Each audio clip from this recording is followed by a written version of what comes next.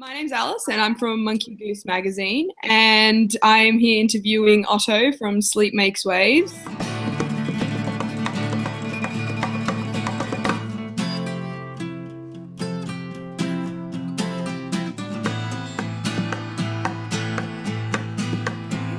Say hi. Hello. All right, so I just have a few questions. What made you guys want to become an instrumental band?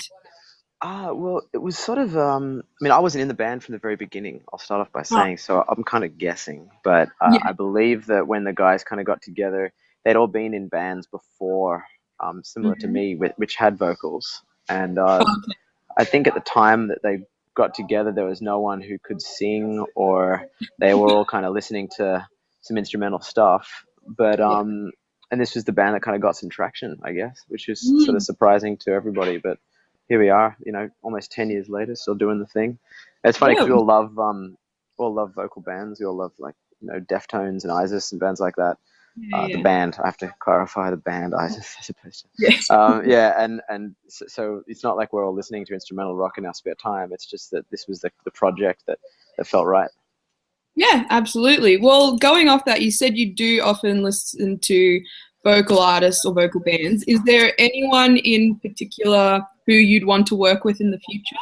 Oh man, yeah. I mean, my big dream would be to work with someone like Gino Marino or something from Oh, Deftones, and because he's just yeah. so deployable and he just adds a sexiness to everything he kind of touches, while still Yeah, being like heavy. yeah. And then just like friends back home as well. I've Oh, had yeah. the absolute pleasure of working with Ian Kenny from Carnival a few times on tours and stuff, and so something like that in the future would be rad. Some kind of collaboration.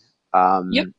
And yeah, just aside from vocalists, other instrumentation is always interesting when you bring that into the fold. Like we had a horn player work with us on a record we did a few years ago, and so for this next album, I'd love to, explore different kind of textures and tone colors that we could bring into the fold. Yeah, yeah, no, absolutely.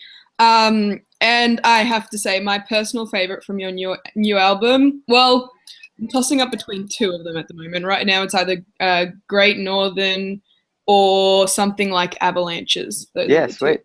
Yeah, I love right the on. most.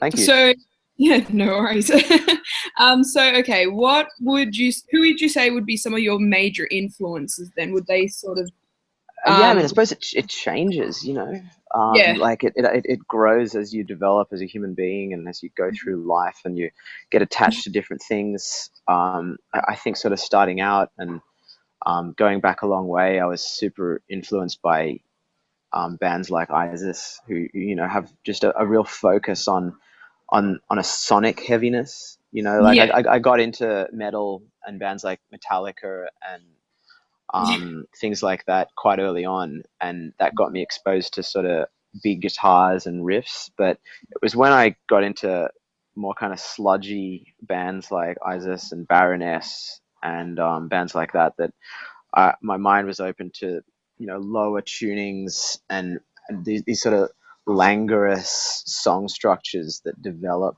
and result in these enormous cascading crescendos. I love those kinds of songs. I also love this band called Kil Moon. Their main guy Mark Kozolek is a bit of a controversial figure, so oh can't yeah. comment on him personally and the things that he's said and his personality. But he's an incredible songwriter and definitely an underrated guitar player. His songs, he goes back to the early '90s with this band Red House Painters, which was this really slow and um, sort of meditative music, but with a real focus on beautiful, sad lyrics. I love sad Yeah. music, I suppose, is the biggest influence. Yeah. Just sad Who music in general. I don't know what that says about me. I think sad music's the easiest to sort of like get your mind into and relax and that Yeah, sort of stuff. exactly. Yeah. Yeah. Okay. Well, speaking of, so Sun Kil Moon, interesting name.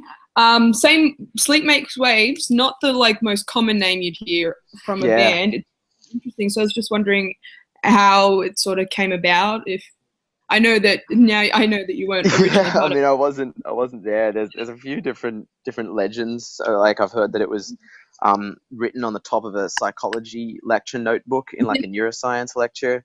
Um, Yeah.